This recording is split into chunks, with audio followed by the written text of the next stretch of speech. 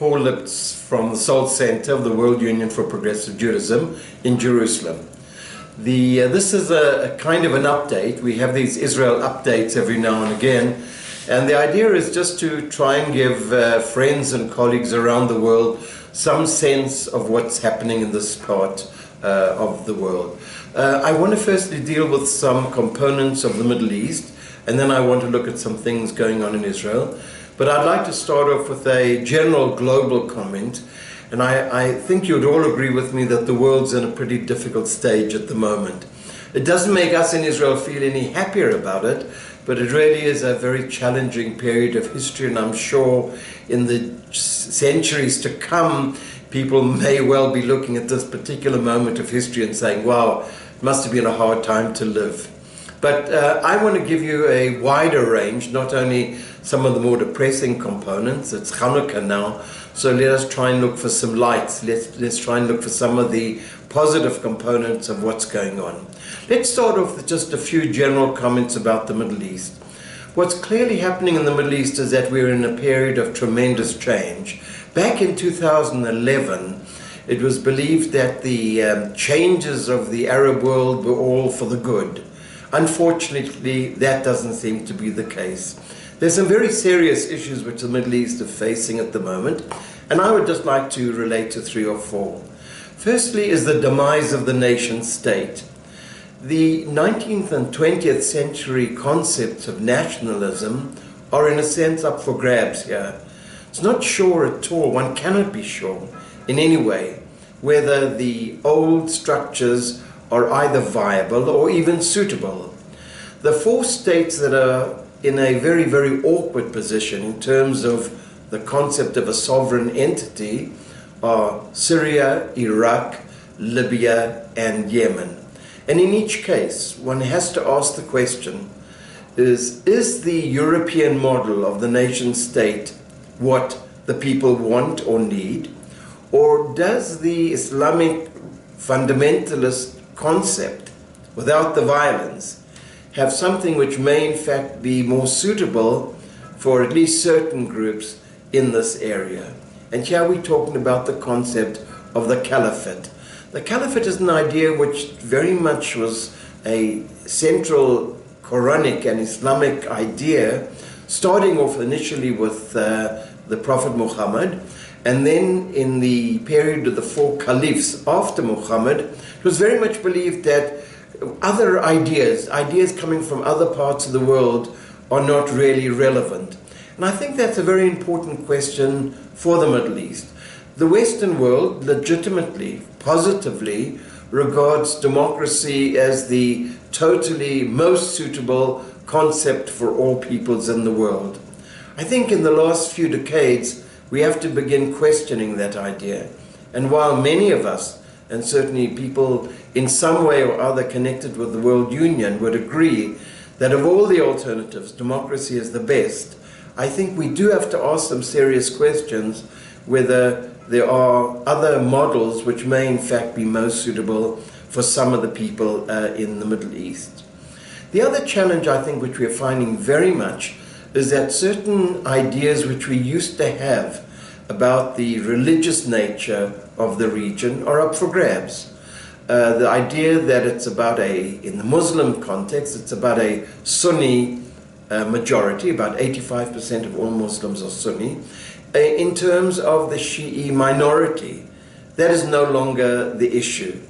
Within the Sunni world, the tremendous gap between the radical forces, of whom we best know the Islamic State, ISIS, which by the way is only one faction of radical, destructive Islamic fundamentalism, those people are extremely different from a vast millions and millions of moderate Sunnis who exist right around the world.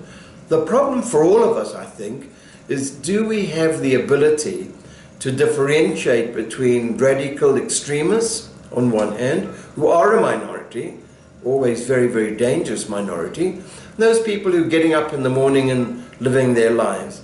That, I think, is a problem and a question for us in Israel, as it is, I would suggest, in just about any other part of the world, certainly Europe and clearly the United States as well. In the Shi'i faction arena, it's very similar as well. They're the radical groups, like a group like Hezbollah in southern Lebanon, which has a very clear agenda, which is not only against the State of Israel, but against many other frameworks, many other components of the Shi'i world. And on the other hand, you have, for example, in a country like Iran, where one speaks and hears mainly about the more radical leadership, there's a vast population over there living in Tehran and other large cities who are very Western, very moderate, and kind of people who we would really like to try and interact with as well. The third component, I think, may in the long run be one of the more important ones, and we're only seeing the tip of the iceberg, and that is the whole international component of what's happening here. While there are some people who really have very little knowledge of Russia, it's been off the map in some senses for a long time, I think it's very important to look back to an earlier period of history of the two superpower dilemmas. What we have here is a very, very clear situation of the president of Russia, Putin, and the way he essentially looks at the world.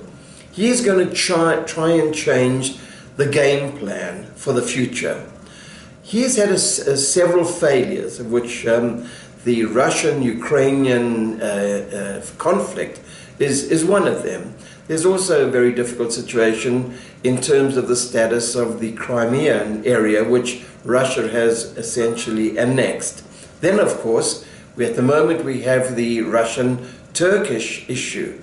And to make things just that more difficult, certainly in an arena like Syria, it's unlikely that there's ever going to be a high level of agreement between the Russian-French alliance, as it is at the moment, and many of the concepts which we hear coming out of the American administration. Therefore, the Middle East is not going to become an easier region to live in. What I think we must say is that while many of us living in this country very much would like to solve the Israeli-Palestinian issue and would search for maybe even sometimes fairly risky solutions, I think at the same time we really do have to recognize that even solving this particular dilemma will in fact only make a very little difference to the wider region of the Middle East, which is somewhere over 400 million people. So that's where we are in the Middle East at the moment. A region of many, many questions, many dilemmas, and in some ways, for someone like myself who follows events in many of the 23 or 25 countries that I can, one really never knows from day to day exactly what the challenges that we might be facing are, but I have tried to suggest some ideas. Let us move to Israel. Well, things are not all that easy here either. One of the big questions is, are we in the middle of a third intifada? The first two intifadot were serious, tough events, and I belong to a school of thought, which is just one point of view which is thrown out in this country, and that is this is really not an intifada. It's a scary phenomenon of knife and scissor attacks. But I personally, coming as I do look at Israel, I would say one has to understand that this is, at least for the moment, confined to very, very particular areas.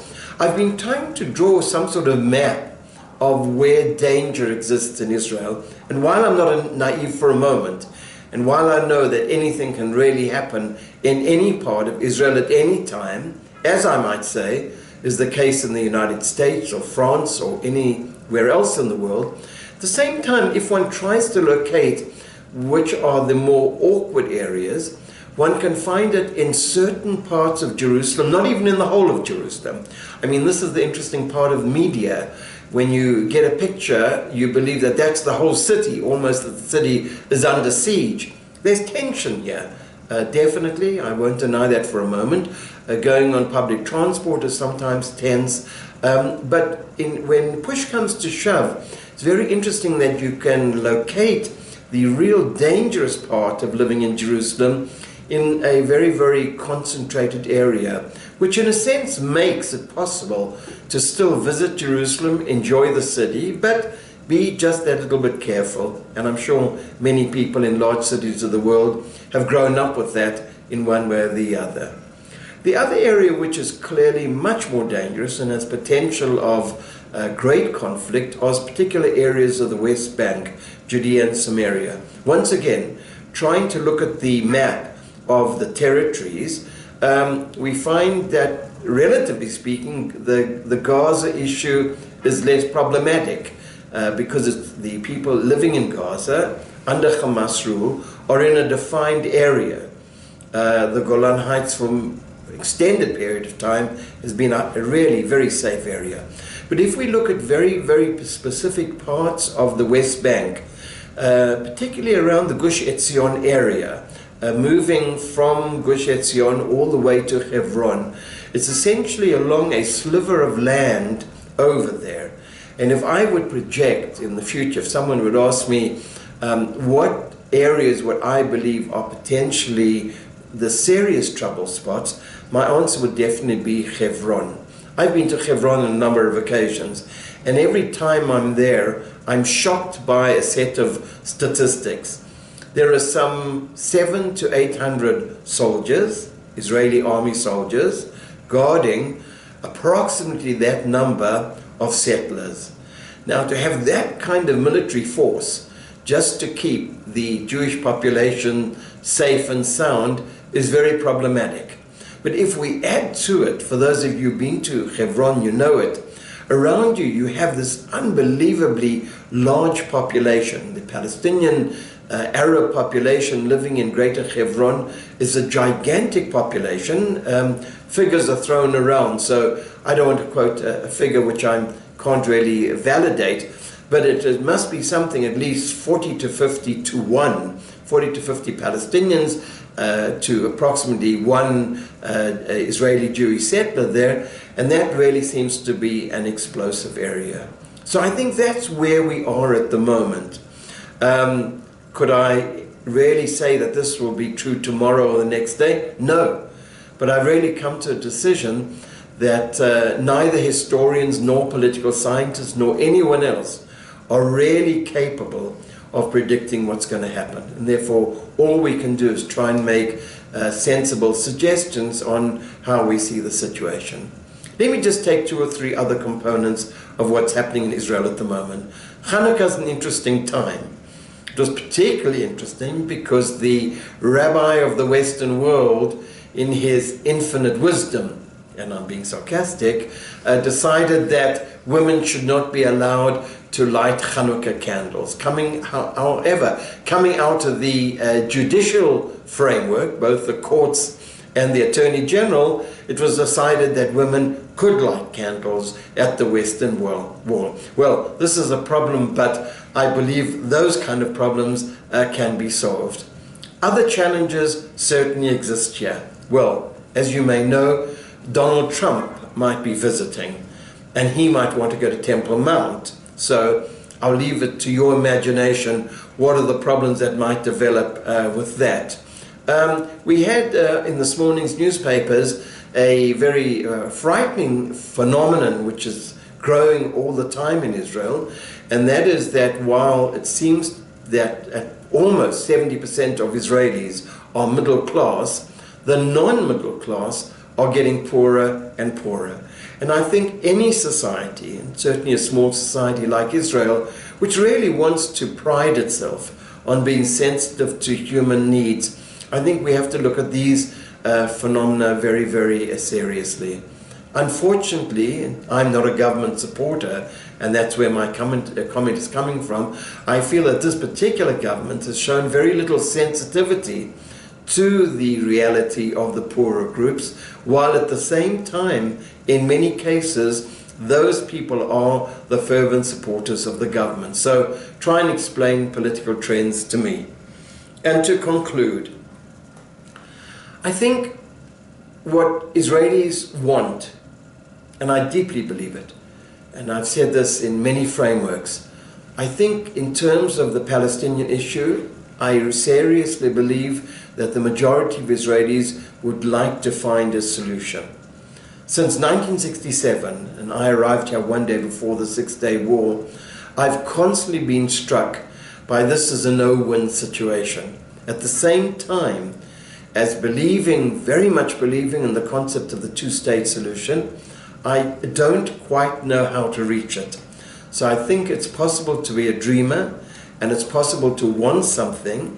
I think it's also very important as mature adults to say we're not always sure how to get there. I would like to conclude with the value of Hanukkah. Hanukkah gives us inspiration, comes out of quite a difficult historical analysis. And I think even when we look at this ongoing dilemma facing Israel, in terms of the Israeli control in many ways over a significant Palestinian population, even if we don't quite know how to get there, at least let's try. Thank you, and Liptz. By the way, there are a number of seminars which the Saltz Center will be having in the months and years to come. Please look at our website. I'm around for most of the seminars. Rabbi Steve Bernstein is the central person doing a wonderful job with all our seminars. Come and join us. I think you should join us because every now and again we feel lonely in Israel. But far more than that. Come and join us on our seminars because I think they're really darn good ones. And it's a great joy for me to be involved in these programs. Thank you for Shalom.